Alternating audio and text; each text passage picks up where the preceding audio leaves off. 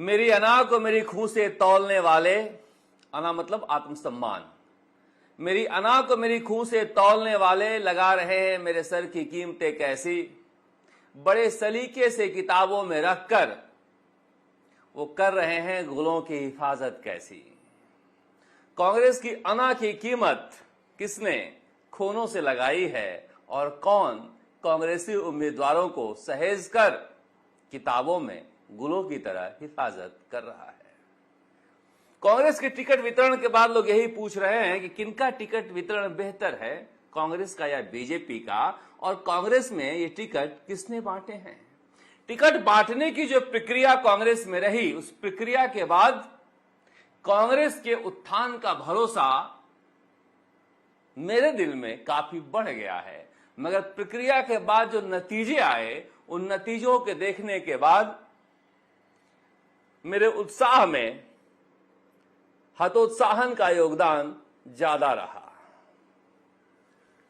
अब देखिए, कौन जीतेगा कौन हारेगा ये तो जनता तय करेगी, मगर मेरे हिसाब से अगर पूछें तो मैं इतना कहने में आज कोई लिहाज नहीं करूंगा कि बीजेपी का टिकट वितरण कांग्रेस से ज्यादा बढ़िया है। और इसकी वजह यह है कि बीजेपी ने हरियाणा से सीख लेकर ये अच्छा किया है कि टिकट वितरण प्रदेश के नेताओं पर मत छोड़ो, कौन जीतेगा कौन नहीं जीतेगा ये तय केंद्रीय स्तर पर करो। पिछली बार बीजेपी मुंह की खाई थी, क्योंकि यहां पर बहुत सारे मूर्धन्य बीजेपी के नेता जो खुद ही निपट गए, बहुत सारे कांग्रेस, माफ कीजिएगा, बीजेपी के टिकटों का वारा न्यारा किए थे। क्या इस बार कांग्रेस के टिकटों में वारा न्यारा हुआ है, पता नहीं।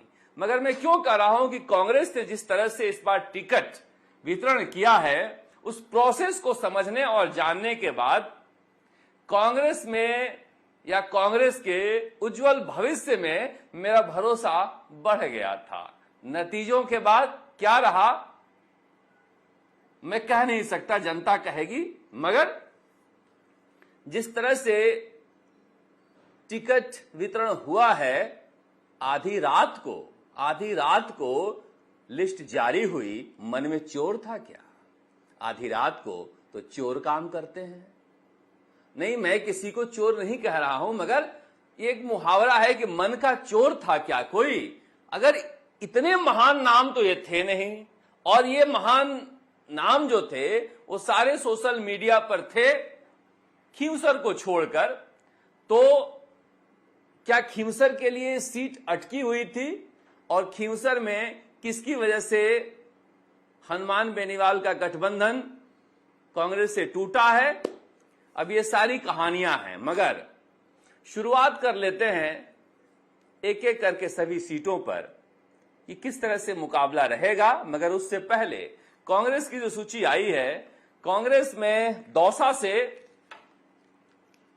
डीडी बैरवा, खींवसर से डॉक्टर रतन चौधरी, झुंझुनू से अमित ओला, सलुम्बर से रेशमा मीणा, देवली उनियारा से केसी मीणा, रामगढ़ से आर्यन जोबेर और 84 से महेश रोत। अब इस पर बात कर लेते हैं, एक एक करके शुरुआत करते हैं। शुरुआत करने की इच्छा मेरी देवली उनियारा से है। देवली उनियारा में केसी मीणा, कस्तूरी चंद मीणा, कस्तूरी की महक सुनते हैं बहुत दूर तक जाती है और नाभि में रहती है, देखना भी मुश्किल है, क्या पता महक वहीं से आई हो। मगर केसी मीणा का नाम सुनकर हम चौंके नहीं, क्योंकि 3 दिन से कई सारे पत्रकार ये नाम ले रहे थे। मगर जब कांग्रेस की आधिकारिक सूची में नाम आया तो हम जरूर चौंके। अब केसी मीणा का नाम तो हमने कभी कांग्रेस में सुना नहीं था। जाहिर सी बात है, इसके बाद हमने जानना चाहा कि नाम कहां से आया।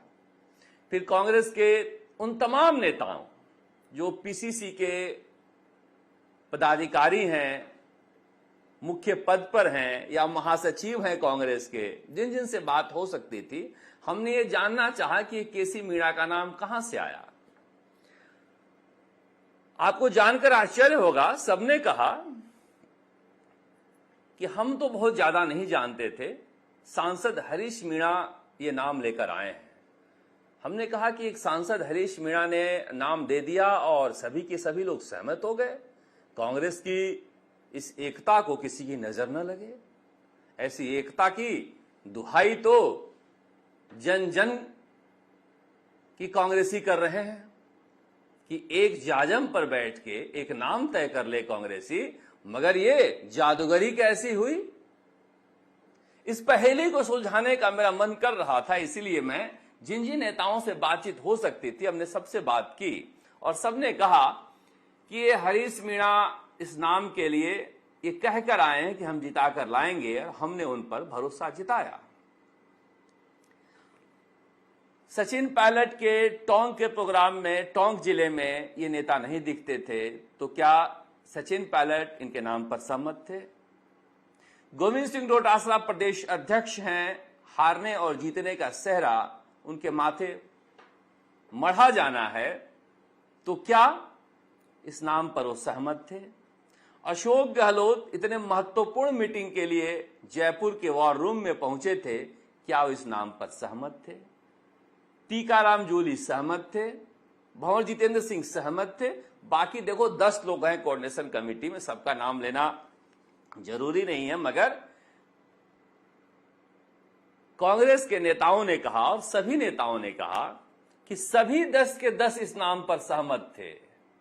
इसलिए मैं कह रहा हूं कि कांग्रेस के इस चमत्कार पर मुझे यकीन नहीं हुआ कि इतनी एकता इस पार्टी में आ गई है, तो फिर 2028 में कोई रोक नहीं सकता इसे। मगर ऐसे नामों के सहारे अगर एकता आएगी, देखिए कैंडिडेट का नाम घोषित हो गया, हो सकता है केसी मीणा बड़े मार्जिन से जीत जाए, क्योंकि मुझे आज भी याद है जब रफीक खान को टिकट मिला तो कांग्रेस में कोई नहीं जानता था कि रफीक खान कौन है। मैंने स्टोरी बनाई कि ये रफीक खान कौन है, क्योंकि जयपुर में किसी कांग्रेसी को पता नहीं था कि रफीक खान कौन है, और ये रफीक खान आज रंधावा जी के आगे पीछे घूमते हैं। उसकी कई कहानियां कभी कहेंगे। कांग्रेसी के नेताओं को रहने का जुगाड़ भी बहुत महत्वपूर्ण काम होता है। खैर, तो हम कह नहीं सकते कि केसी मीणा कोई कमाल नहीं कर सकते, इसलिए मैं ये नहीं कह रहा हूं कि ये कैंडिडेट कोई कमजोर हैं या अच्छे हैं, इस पर कोई बहस होनी ही नहीं चाहिए।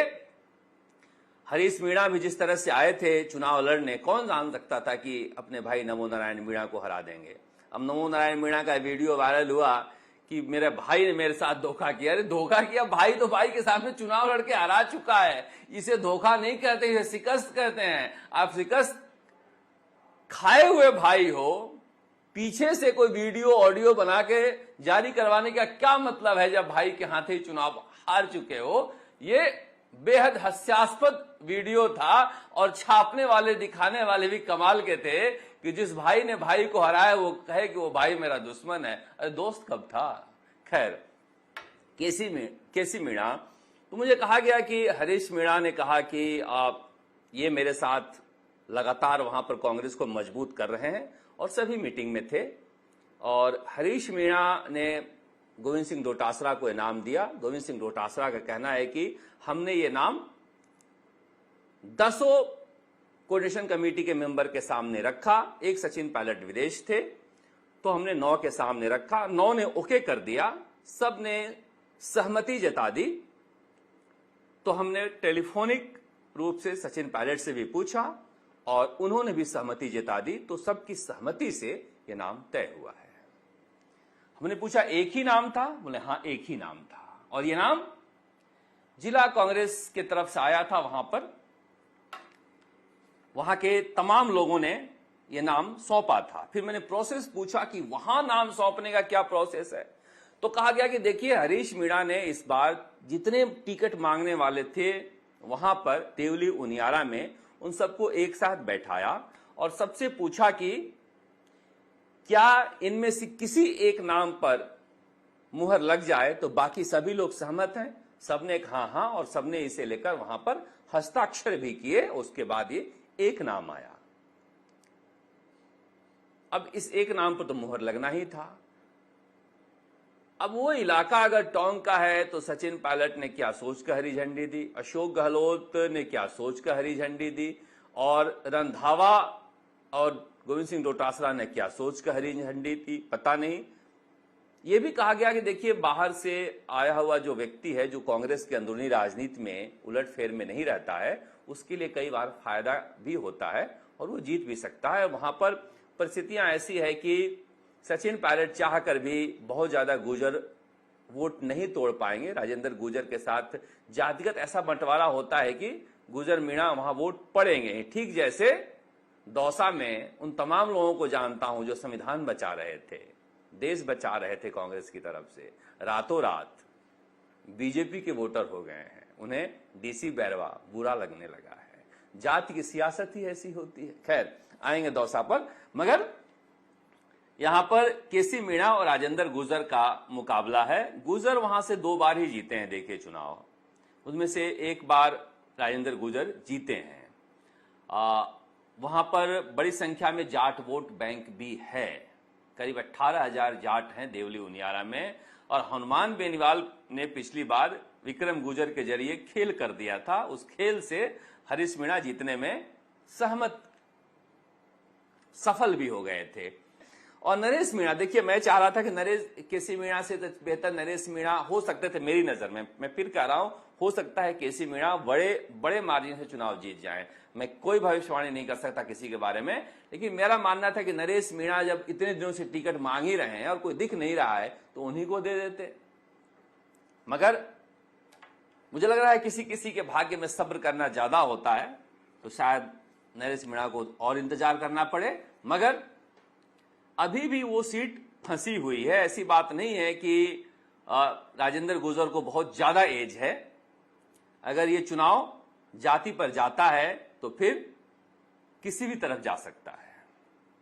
और कांग्रेस ने अगर मिलकर ये टिकट दिया है जैसा ही कहा जा रहा है, तो हो सकता है कि मिलकर चुनाव लड़े।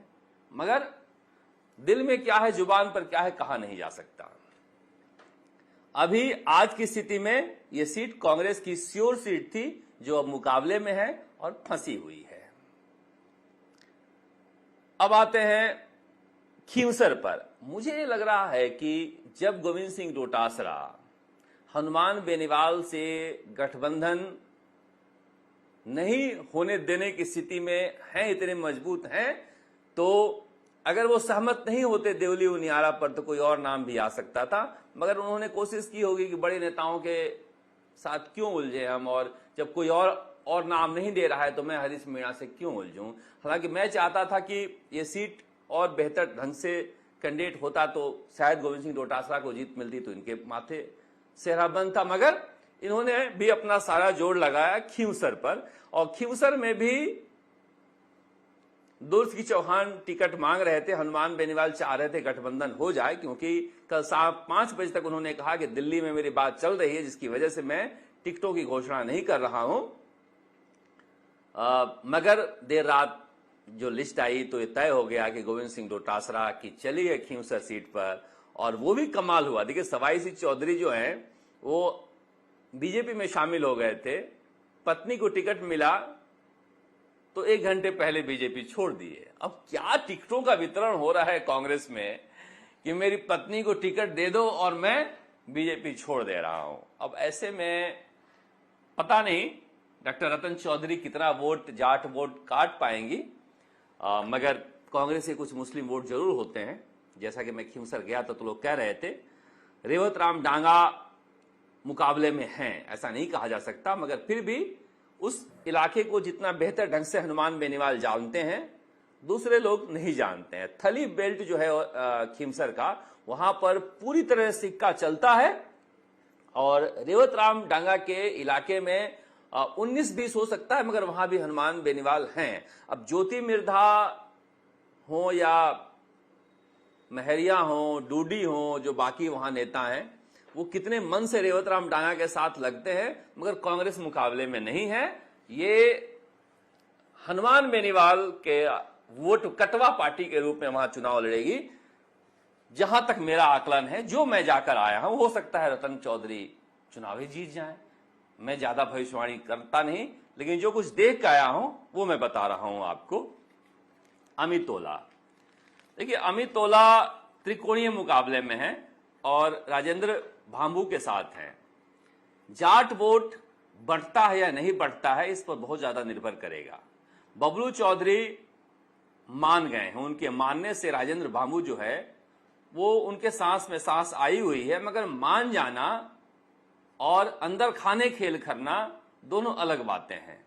फिर भी राजेंद्र भांबू जो हैं वो मुकाबले में आ गए हैं, मगर अमित ओला के लिए अच्छी स्थिति यह है कि वहां पर दलित और मुसलमान बड़ी संख्या में हैं। राजेंद्र गुढ़ा ये सोच के चुनाव लड़ रहे हैं कि दलित और मुसलमान मेरे साथ आ जाएंगे।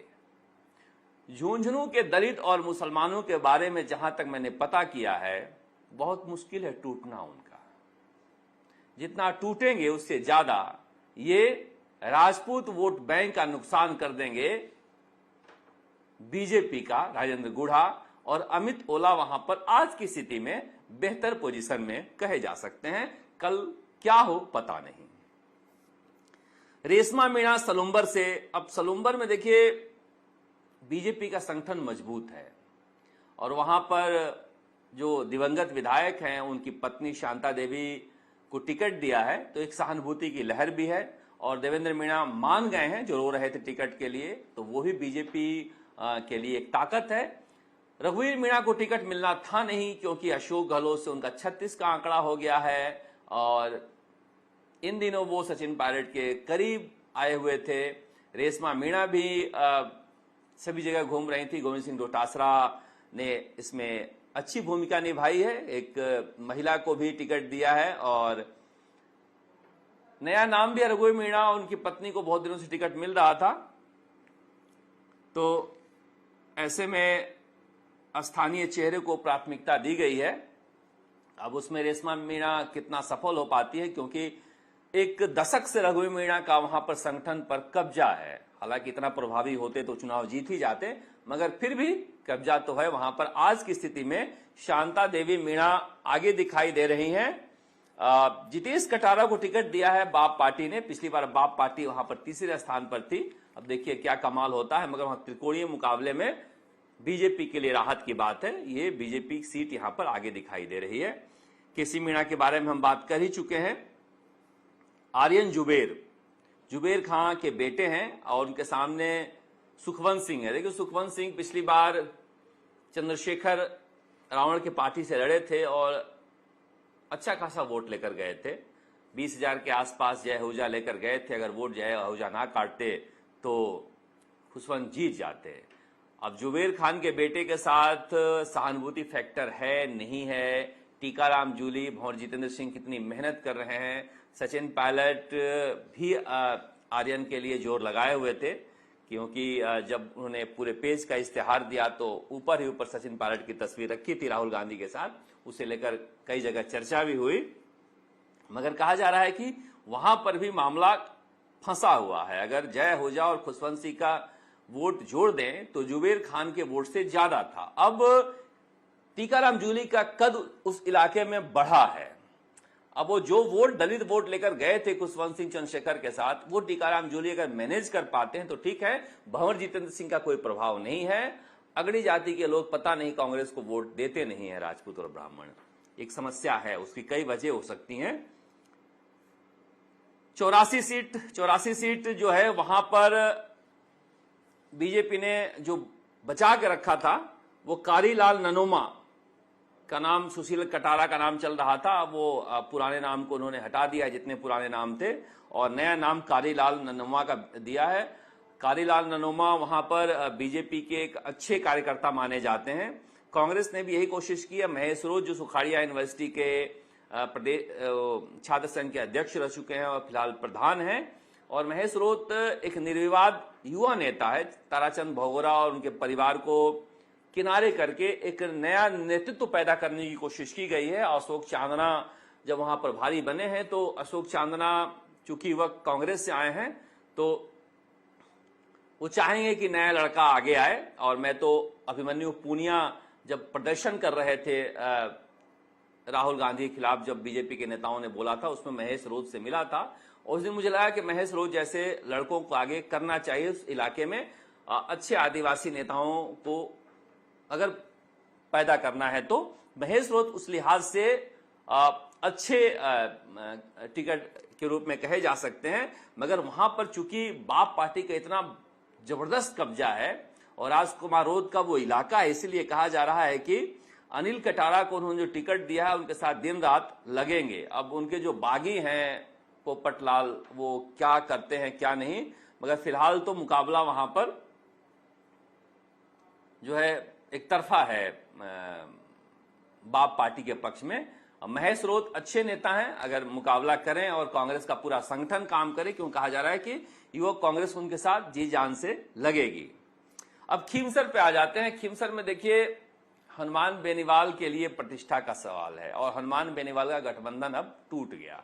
हनुमान बेनीवाल का यह भ्रम भी टूट गया कि दिल्ली में हमारे लिए कांग्रेस का कोई नेता काम करेगा।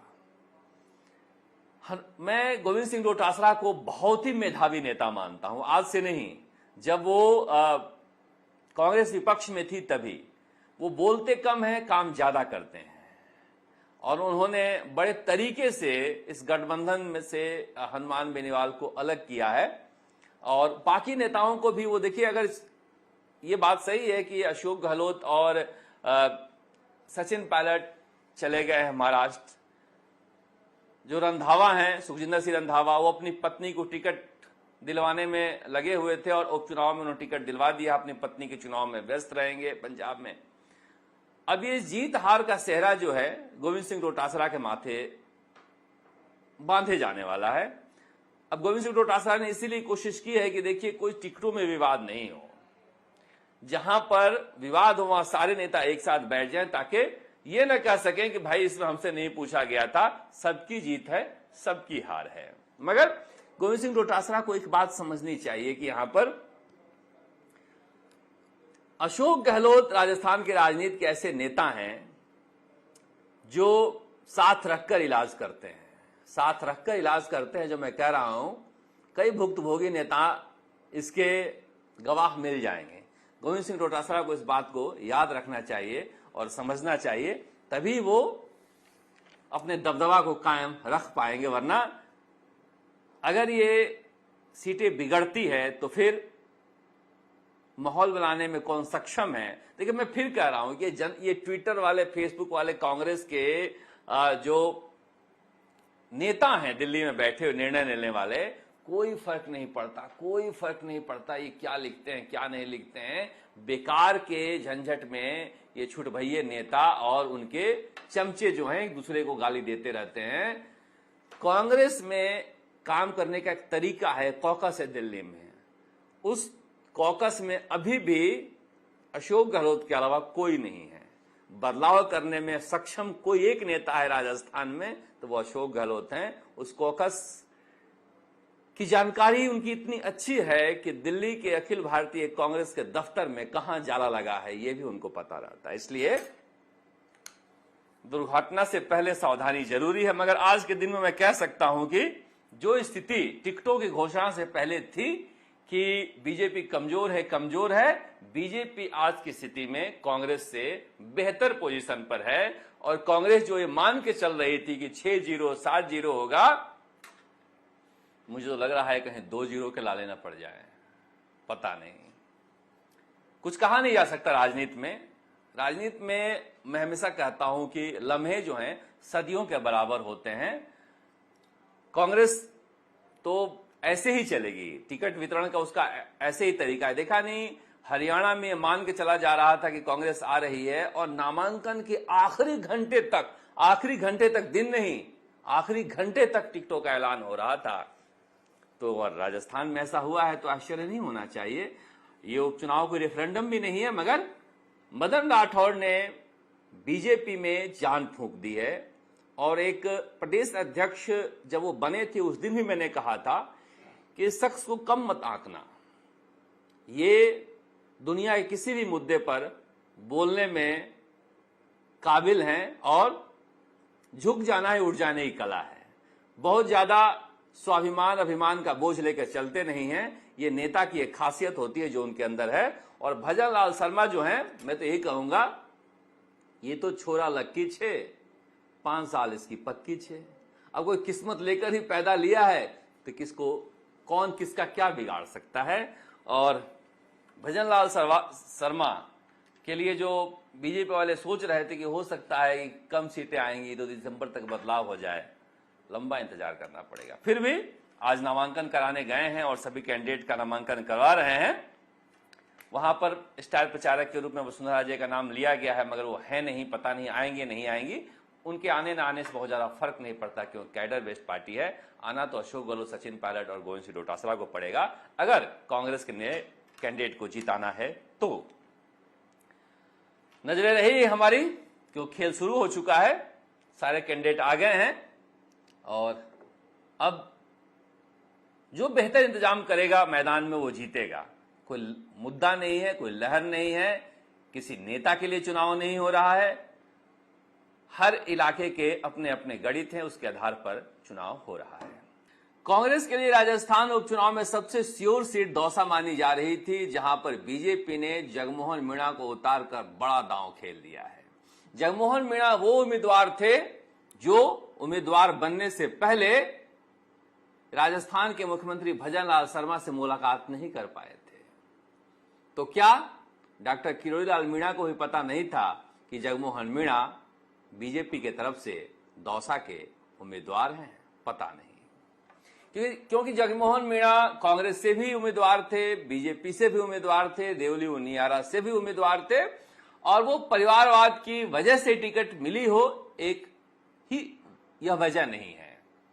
क्योंकि देखिए, मुझे याद है, मैं जहरुद्दीन जब चुनाव लड़ रहे थे वहां पर सवाई माधोपुर में, तो मैं वो चुनाव कवर करके लौट रहा था, तो अकेला एक शख्स को देखा प्रचार करते हुए, पास गया तो जगमोहन मीणा थे। अभी वो कुछ दिन पहले आबकारी अधिकारी थे जयपुर में, मैंने कहा आप क्या कर रहे हो यहाँ? तो उन्होंने कहा कि मैं प्रत्याशी हूं राजपा की तरफ से। अकेले ही घूम रहे थे, तो मैंने वीआरएस ले लिया, बड़े भाई का आदेश हुआ चुनाव लड़ने के लिए। तो जगमोहन मीणा कोई नए प्रत्याशी नहीं रहे हैं, मैंने उन्हें अकेले चुनाव प्रचार करते हुए देखा है, और ये तपस्या लंबी रही है। इसलिए ये कहना कि सिर्फ किरोड़ी लाल मीणा की वजह से टिकट मिला है, ये अर्ध सत्य है। वो लंबे समय से टिकट के लिए जूझ रहे थे, और कई बार तो कांग्रेस का टिकट भी उन्होंने ठुकराया, इसलिए वो लक्ष्मण बनकर राम के साथ रहना चाह रहे थे।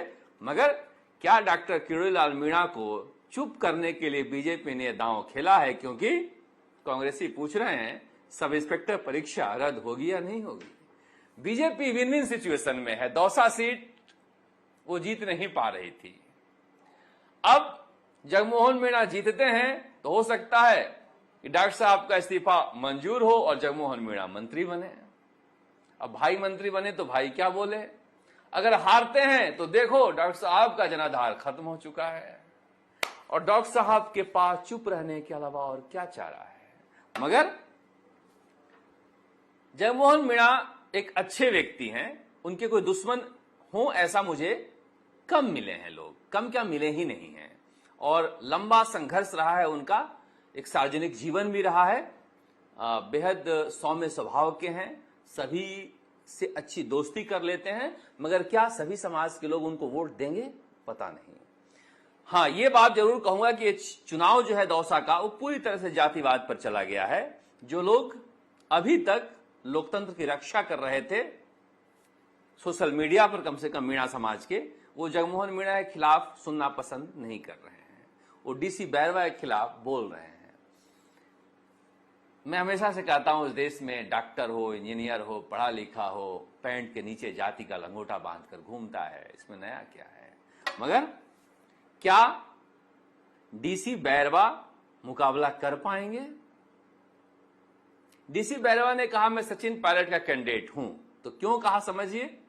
क्योंकि नाम तो मुरारी लाल मीणा ने दिया है, मगर मुरारी लाल मीणा कितना मीणा वोट डीसी बैरवा को दिलवा पाएंगे, डीसी बैरवा को संदेह हो सकता है। इसीलिए वो चाह रहे हैं कि जितने मीणे हैं वोटर, उतने ही करीब करीब एससी के वोटर हैं, यानी एससी और एसटी के वोटर करीब करीब बराबर हैं दौसा में। अब खेल वहां पर क्या होगा कि क्या ब्राह्मण सीट मानकर चलने वाले बीजेपी के मूल कार्यकर्ता जगमोहन मीणा की तरफ शिफ्ट होंगे, या फिर वो अपने हक का टिकट समझकर जगमोहन मीणा से नाराज होकर डीसी बैरवा की तरफ जाएंगे। गुर्जर समुदाय को साधने के लिए सचिन पायलट का टिकट कह रहे हैं, वो जानते हैं। ऐसे में ये चुनाव जो है काफी महत्वपूर्ण हो गया है दौसा का। देखिए, ऐसी बात नहीं है कि डॉक्टर किरोड़ीलाल मीणा किसी जाति की राजनीति किए हों। उन्होंने हमेशा से गरीब ब्राह्मणों की मांग उठाई है और कई जगह उठाई हमने देखे हैं, मगर मुरारीलाल मीणा भी तो मीणा राजनीति करते रहे हैं और सचिन पायलट भी तो गुर्जर मीणा की दोस्ती पर गुर्जरों के वोट मुरारीलाल मीणा को शिफ्ट कराए हैं। सब पुरानी चीजें भूल जाते हैं लोग नए चुनाव में, और नया चुनाव नए तरह का होता है। जातिगत बंटवारा देखने को मिलेगा, ये मानकर चला जा सकता है। डीसी बैरवा से कोई बेहतर कैंडिडेट वहां पर होता, अगर सविता मीणा चुनाव लड़ती तो हो सकता है वो बेहतर कैंडिडेट होती, मगर डीसी बैरवा से बेहतर कोई कैंडिडेट वहां पर नहीं था। इस लिहाज से वो दौसा के बेस्ट सिलेक्शन हैं। अब जीत हार तो जनता के हाथ में है, चुनाव वहां पर टक्कर का है। खीमसर में कहा जा रहा है कि कनिका बेनीवाल का नाम 5:30 बजे शाम तक घोषित हो जाएगा। अब पता नहीं हनुमान बेनीवाल के मन में क्या चल रहा है।